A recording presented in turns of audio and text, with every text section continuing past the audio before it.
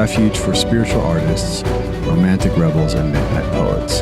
It's a space to explore the creative life as a spiritual path where art is not a distraction from living, but it is the heartbeat of it. For more resources and inspiration, visit Art and Void. But for now, let's talk with our wonderful guest. Let's talk with our amazing guest, Aubria Sundari. And today I am joined by Aubria Sundari, who is a poet and a mystic, and author of An Angel is in Love with You, which is a book that I have in my hand here. Reading her work will sweep you up in a whirlwind of romance. These poems don't aim at cleverness, but instead open a door into joy, longing, and a love that feels eternal. Her writing feels almost like a spontaneous outburst of praise and love letters of divine intimacy. And they're just bursting out because they cannot be contained, and you feel inspired to join in the chorus. So welcome, Aubria. Thank you. That was so beautiful. I'm so happy to be here today and to talk with you about all the magic that comes from writing. It's amazing. Well, how long have you been consider yourself a writer?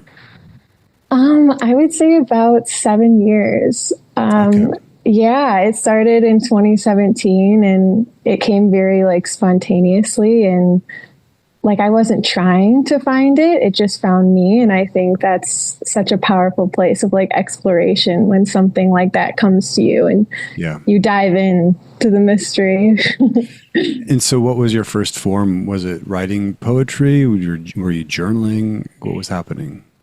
It was poetry pretty soon on. I mean, I was at a place in my life where I knew I needed something. I knew I felt more misplaced in society, and I was just on a journey of finding myself, and I've never really tried writing before at that point in time. And it changed my life. It came in, and I just had a desire to better myself so much. And I got my first journal, and it just felt like such an intimate space with yourself that you can just discover. And,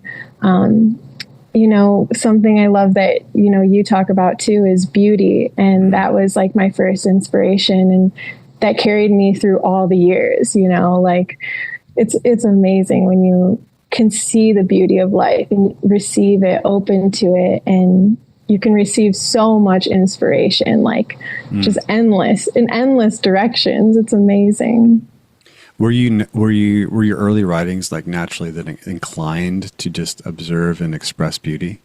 Yeah, my first journal, I used to call it the beginning of a fairy tale called The Beauty in the Unknown. And I felt that title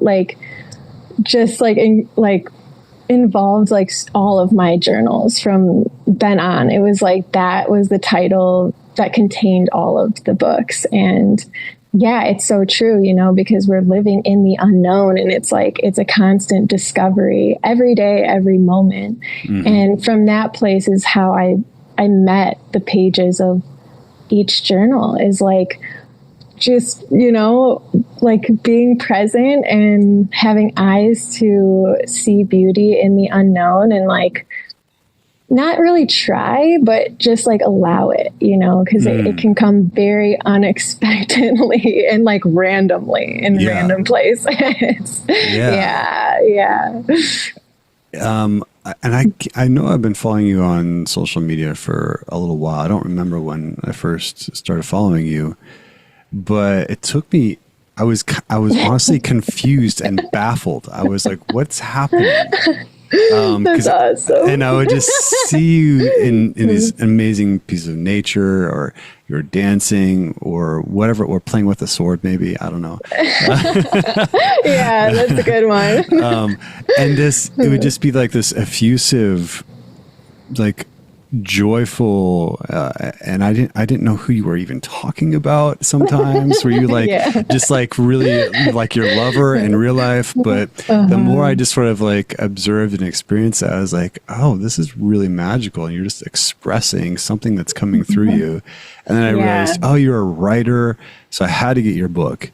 And it is really fascinating. Like the book itself is almost like it's like an art project. It's not traditional poetry. Like you're just sort of have to, in the same way what I was saying about your social media, you just kind of have to like surrender to it and just kind of get pulled through.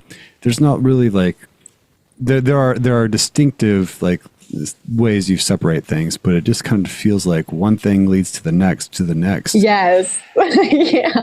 And it's totally, it's quite rapturous. I don't know how intentional that was, or if it was just one of these things where you just allowed it, but you do things with color. And just it's an experience, and I think it's very special. Thank you. I really love the way you describe that, because it's so true. Like, it's funny because I personally, when I'm called like a writer or a poet, like it feels kind of strange to me, because I feel like it's just the spirit that comes through me. It's not really me, and like you said, it's like each page just flows. It's flowing like water, like the force of life. And it's not something I try to do. So when, you are a creative, it's like you get into this space where you are connected with the nothingness, the void. And that's why I love the name of your podcast, Art and Void, because the void is where all life comes from. And it's like when you intentionally sit with the nothingness, that's when meaning and creation can come through. And I believe, like, for years, I got out of my own way. Like, anytime I sat with a journal, it was like I was open with the void, which is the blank page. And then the words come through like life. Like, it's like, and you receive it like a lover receives the beloved. It's like, thank God, like this water has come to me, and I've been so thirsty for these words. And every day I think, it flows so beautifully. Each page, it goes together, because I'm like in a stream every single day. I just connect right back into that stream. And when I know the book is complete, that's when it gives, like, spirit gives me the title of the next book. So it like all flows. Like, I just constantly find like the next creative project. And each book, it's so weird to even call them books, because it feels like just consciousness, and they're their own beings of consciousness that they want to be expressed. And, even coming to publishing a book, like, that was also like a strange like process to like move into that, because it's like so different. And you have to like, actually one of my books spoke to me and said, like, I want to be published to be your best friend. And that was such a powerful, like, powerful thing I received, voice that I received, because it's true. It's like, it's not my book, even though we call it that, and there's an identity with it, but it came through as a gift for me and as a friend for me. And I think that's the greatest success, is when your creativity, whatever you're doing, like, like, is it your best friend? Like, do you love it like that? And are you grateful for it like that? So yeah, and Angel is in Love with You felt like a really good, well, the first book. I didn't know what was going to be the first book, and it just was like, I want to be small, and it just came through really interesting and fun. Yeah. You actually took some words out of my mouth. I was going to say the key thing that I always have to, it's not like I have to try to write a poem. I have to try to write a song. I just need to get out of the way. Yeah, right. And that's the work, really. And just get all the other stuff out of the way. And I just went offline completely for a full week. And it's amazing how much can emerge when you just allow things to happen and you aren't putting so much in the way of what is ready to come through at any moment. And that's what all of us artists, I think, I believe this, like, we have some kind of connection to this other thing, and it's a mystery, and it's life itself when it happens. And then you have a book, but so oftentimes this happens to me too, where it's like something came through me, I know it's me. It's has my fingerprints and my my vocality and all my things, but it's a message to me.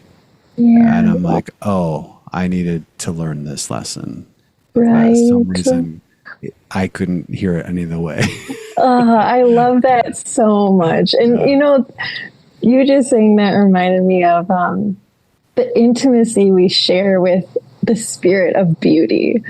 Because when, we receive creations that come through us, it's like, wow, like we're that close with beauty all the time, and we see it come through to us and speak to us. And it's just so beautiful. Like, I feel like my heart's always so full of gratitude, because if you have the eyes that are open and like heart that's open to receive it, like there's always something that can change your life right in this moment.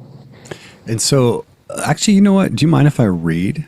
Yeah. From it? You totally can. Oh, absolutely. I'm so grateful. Because thank you. This does touch on beauty. I've marked a couple, but this one. Oh, cool. The beloved who spends his days seeking me, give up in the name of my enchantment. What you're looking for is right before you. Beauty is what belongs to us. Beauty is what we are in love with in each other. Do you see me? Aubria Sundari. Wow, I love that one. Thank you. I love how that one touched you. I can feel how that one touched you. Yeah, and there's so many more. And it's I wonder, I'd like to know your perspective as someone who, still deals with all the things that so many people talk about, like the distractions of the world, the concerns of bills and relationships, and yet you just seemed really connected to this effervescent joy and romance that you are embodying. Is it a matter of practice, or do you just sort of just let go of these other things, or do you have something other entirely that just sort of, or do you find maybe some kind of beauty in the challenges and the nasty things that we deal with as well? Oh God, absolutely. Yeah. Absolutely. Yeah.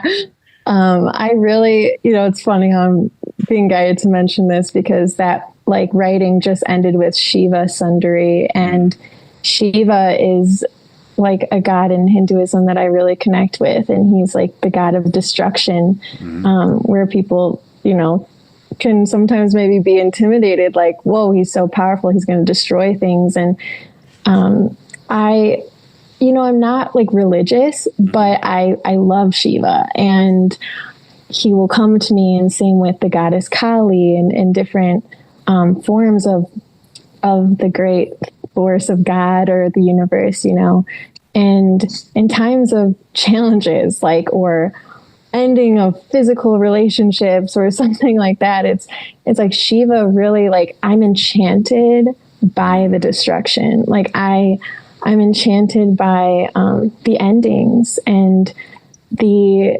moments where it takes courage, like learning to speak your truth, right? Like that's a big thing, and it's in every area of your life.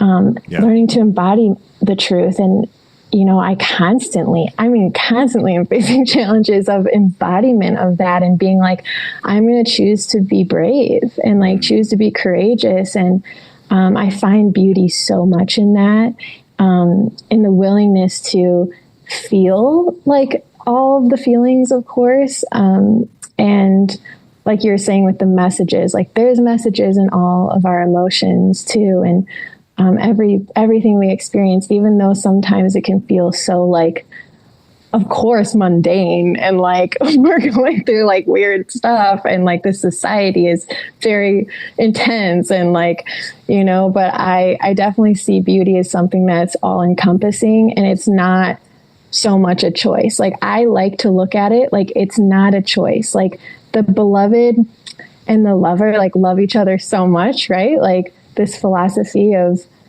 you want to be with the beloved. And so, and he wants to be with you. And so that you just have to surrender to it. And I don't just do that in a, like, in a practice sort of way. It's a living, it's just all the time. It's like, I love love so much that I don't want to not think about it, no matter what I'm doing and what work I'm doing too.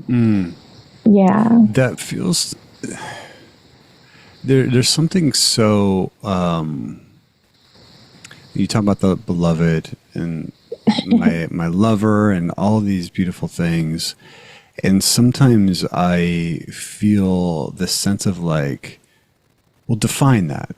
But I actually think that's part of the magic and part of why you mentioned not being religious. A lot of people with the religious inclination are like, give me the definition so I can like, I'm not saying you should give me the definition. People like that, that internal instinct of like, well, define these things for me so that I can know how to follow things. But there's something when I go back to what you write and just your whole embodiment, there's this, don't worry so much about defining what is and sort of creating some kind of dogma. There's love to be experienced. Like just experience it. And it's all around. It's happening right now. And you're still worried about defining something. Wow. Love could be racing through your heart and you could be tasting this food in front of you and seeing the sunset, whatever it might be. And that's sort of what comes up for me when I feel like there's this little like, what is she talking about? But like, let go and just like allow the love to come in. Yeah, right. I just heard like open the gates of enchantment, like, you know, and like let the waterfall like keep falling into the heart. And I love that you're saying like taste this food in front of you too, because in Sufism, which is another like, you know, practice, I'd say like that I resonate with, but I don't call myself anything. In Sufism, a lot of the times in the poets, the mystical poets, they'll write about the divine wine and the intoxication of drinking the divine wine. And that's where the whole philosophy of like lover and beloved come from. And I believe that we're given these words and over time, because I look back like, you know, 7 years ago and oh my gosh, the way I related to those words are so different to how I relate to them now, because as time goes on, I feel like our awareness is purified and it's open more to receive. And each part of the journey of that purification is so beautiful. Like we have so many different elements to experience within it, but just like a physical romance, it's just like then letting it be beyond that, where it's like your relationship with God or your relationship with all that is, your relationship with this moment, and treating it like your lover and being like, because it's like, we don't like separation even from our physical lover. So it's like, what we're really not liking is the separation from God. And when I broke open to that, my heart broke open to that. Like it changed me so much. And I realized I can be enchanted all the time, whether people come and go. I mean, that's the nature of human life, right? Like experiences come and go and places we love, we leave. And like, there's always, you know, but that's why I love the notion of longing, because longing is so powerful. I'd say that is, I love longing so much. There's something so special with it. Yeah, I do too. I feel like, I think you actually commented on my poem, the I Need Beauty poem. Yes. Something about without I can't remember my exact word, but something like the pain of hunger, we wouldn't know of a feast. Yes. I love that line. Yeah. I absolutely loved it. So, yeah, and I feel like we're a lot of myself, but so much of our culture is sort of always looking at just the goal and just the arrival, but there's so much, as you would say, there's something special about the longing space as well. That's life itself. Yeah. Yeah. It's amazing. Like one of my favorite poems by a Sufi writer. I forget his name exactly, but Well, you reminded me of Hafiz. yeah, I love Hafiz. Yeah. Like he's one of my favorites. Yeah. Yeah, there's other like quote that's coming in my mind.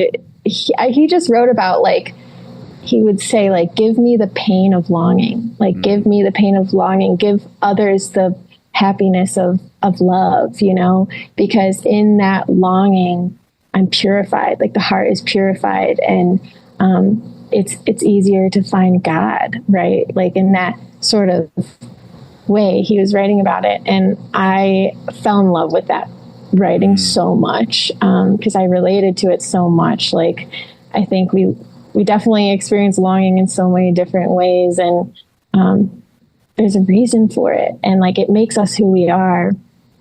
Yeah, it totally makes us who we are. And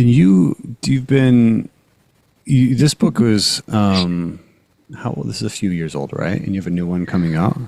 I published that in December of 2024. Oh, so not the okay. So just kind of, but you are a new one on the horizon, right? Yes. In a few weeks. Has anything changed? Because that's actually not that much time. So that's pretty impressive. You already write one in less than a year. Wow. Have you noticed anything different, whether it's the writing or where you're finding inspiration? How you articulate certain things? So I actually have written many, many books over the past years.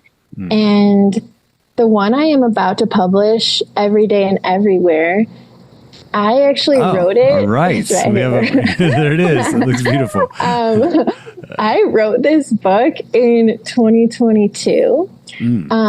So after I finished An Angel is in Love with You, I was trying to decide, I was feeling out what one comes next.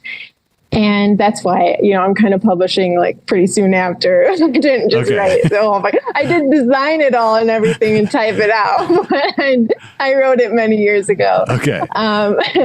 And so, it's so cool to go back and to like type it out and get it ready to publish, because I do look at it and I'm like, wow, I remember that time. And I remember these words coming to me, and I, of course, as time goes on, your writing changes and the way you word things changes and everything. But there's, it's so cool to see all the different forms of my expression that has come through. And An Angel is in Love with You. I actually wrote that one in 2024. So that one was actually newer. But it was meant to be just the very introduction. That's why it's quite a small book. And like an introduction to understand like Sundari in a way, just like she's an angel. And I think that book can meet anybody right where they are, of just like, if that book finds you, like an angel is really in love with you. That's what it feels like. And I want to encourage anyone listening to this to get the book, because clearly there's something going on with just the broader consciousness and culture, where there's this plethora of commercialized spirituality, and there's pros to that, cons to that. We have a lot of gurus these days, and I'm not sure if we need all these self-acclaimed gurus, but there's like, you could go on YouTube or whatever and find millions of like affirmations, to make yourself feel better, or gratitude. And there's something about reading this that kind of cuts to something better. And it just feels like, wait, I'm actually, like, God is talking to me and telling me things. And it's this, there's like a reason that we have romantic, sensual, sexual language in our humanity. And when you're reading these love poems, it sounds like, oh, this is these sort of, those things are wonderful in themselves, but there's also like a symbol to them.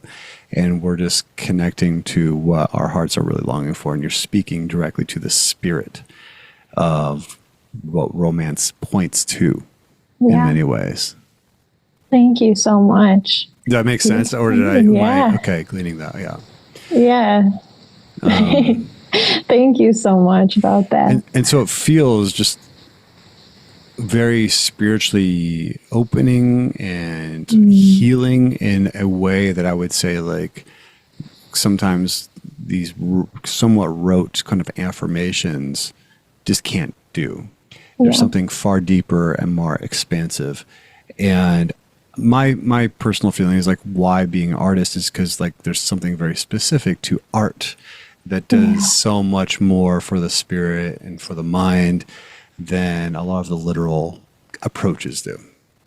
Yes. And I also feel like there's a level of intimacy, kind of like you were saying that, because it was definitely a lived experience too, that book, the way that it came through. I was having dreams about angels repeatedly, actually, while I started writing it. It was so interesting. I was traveling in France, and I was seeing the golden angels there. And then, like, I had to come back to America, and very suddenly, because the health of my dog wasn't doing well. And so I had to fly back.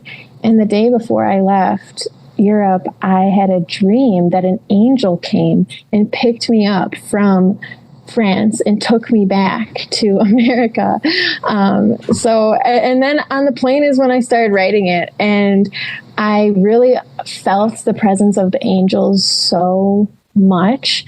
That book definitely is just like a love letter, just straight to your heart, that, you know, an angel really is in love with you, because they were coming to me so clear in my dreams every night. It was absolutely amazing. I never had an experience so real like that with an angel. And so then the book came to be from there. So yeah. It's amazing. Thank you. Yeah, this is, I feel like, you mentioned something at kind of the beginning of this conversation. I wanted to see your insights on it, because you talk about kind of developing yourself or working on yourself, but it was through the act of writing. Okay. Yeah. And how so? And what was unique about that when you picked up that book or started writing in it? Yeah. Can you quantify, like, what is happening when you're writing that would maybe create all of this? It felt mysterious. Like the first time I bought my first journal, I really went through this transformation that was like, this is not like school, them teaching you to write a specific way. This is my own journal. And anything can become of it. And I really love the element of magic and enchantment in keeping that with your journal, because it's much more than just pages in a book. And, you don't have to just jot all your thoughts down. It doesn't have to be what other people told you it should be. and that's where the freedom came to discover it. What is it to you? This is just a journal with papers in it. It's just a blank page. Yeah. What are you going to do with it? And that was really fun to discover that. And I think each journal you keep too, as we keep getting more and more, it's each one has totally a different element to it that we can discover. It's crazy how we were so programmed through school and everything that you have to do it like this. It's very logical. For me, obviously the healing for me, finding my passion for writing was through the heart. It was discovering my heart again and creating a space where I could be my own best friend through these pages. Because at that time in my life, I was in a lot of suffering of feeling like I didn't have anyone who was like, I felt very misplaced, like people weren't like me in a way. And I was just trying to find like this safe space, and a journal can definitely do that for you, like 1,000%. So, yeah. Yeah. Yeah, it's a fascinating thing, and I share that too. Like when I started getting back into writing music, that was kind of something I'd lost for years, and I went through a really hard time, and my songs were kind of journal entries in a sense. And then it kind of, I kept writing and doing other things too, and then poetry has reemerged. But yeah, you're right. It's just like letting go of whatever sort of framing that this is supposed to be or can or can't be. And is this the dog? Yeah. Is this the dog that the angels guided you to? Yes. She's such a little fairy. Yeah, it's amazing.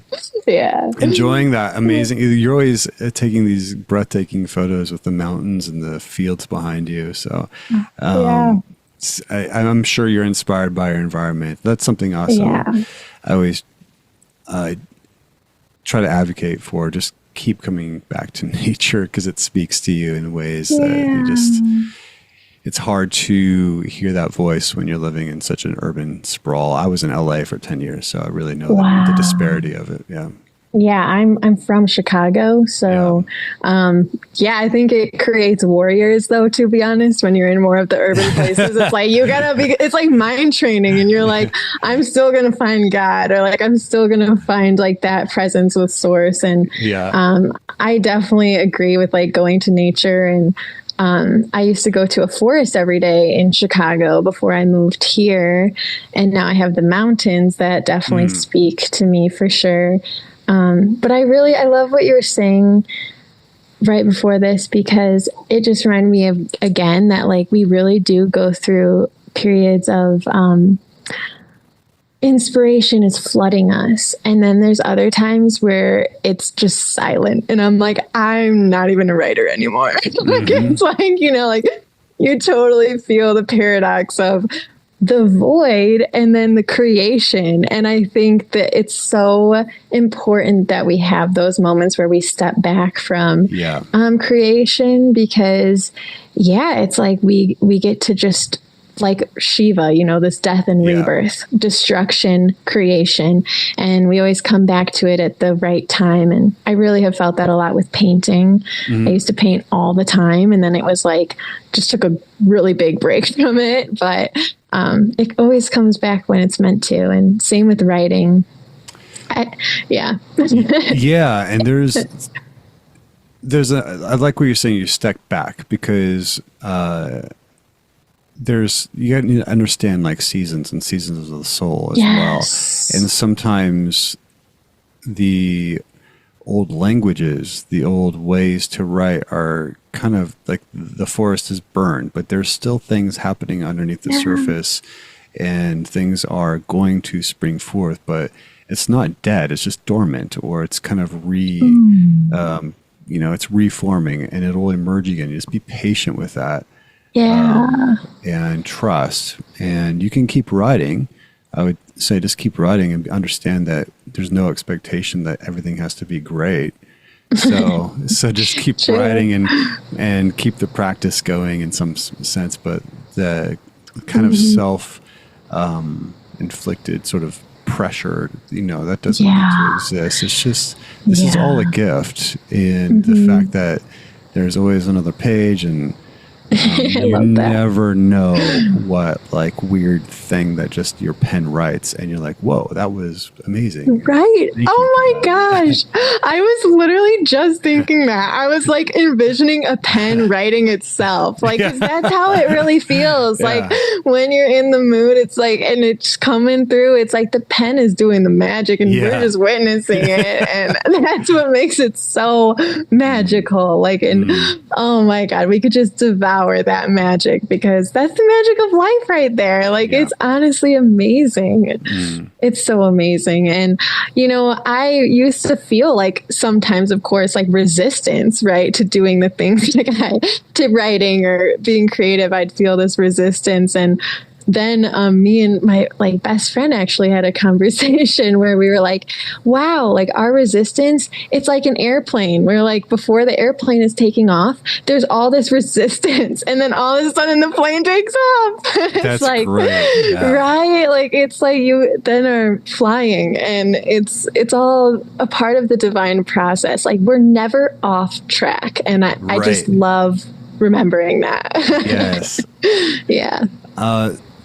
This is great. I want to keep talking to you, but I have to keep these somewhat to a digestible time frame. But it's been such a joy. It just blew by, like all of a sudden. Oh, yeah, it really did. Yeah. I love talking to you too. Likewise. And, you know, I appreciate the encouragement on the poem that touched you that I wrote. I'm kind of working on something else that's almost like a bit of a follow-up, and where it's like, what is my religion? And my religion is, I'm trying to articulate in a very specific way, but it's kind of following that thread of like following beauty to the heart of God. Oh, wow. I just got enchanted. That's it. Yeah. Spot on. But Aubria, how can people contact you or just get swept up into your world? What's the best way to get in touch with the work that you're putting out?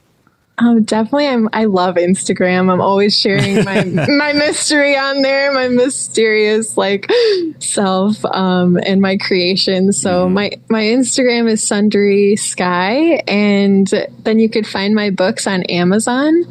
Under Aubria Sundari. So that's where they are right now. And Angel is in love with you. Get it, everybody. I'll put links in the video details and everything like that, so people can follow you or find the book and everything. So thank you so much, Jesse. Thank you. It was a pleasure to connect with you. It was so fun. I feel like we'll be friends for a long time. So yeah, I feel that. I really do. Right? I'm like following beauty to the heart of God. Looks like we're on the same path. Exactly. Right. And that's really an amazing thing when you find people that, you know, are on the same kind of spiritual wavelength, and even the pursuit, as you would say, there's joy in the pursuit. And it's not just being found or not finding, but in every little detail. Because I don't know if we're always ready for the full thing. We're like, God's going to keep giving us what we need every single moment, and just keep eating from that hand. Yeah, like the little bites of beauty every day, right? Yeah, exactly. Yeah. It's the journey. Absolutely. Oh, I love it. Well, thanks again. And thank you, everybody, for listening to Art and Void. To find more resources, you can join the community and visit artandvoid.com. And until next time, keep creating, keep seeking, and keep walking into the mystery. And remember that the void is not an emptiness to be feared, but a space of infinite possibilities waiting to be explored.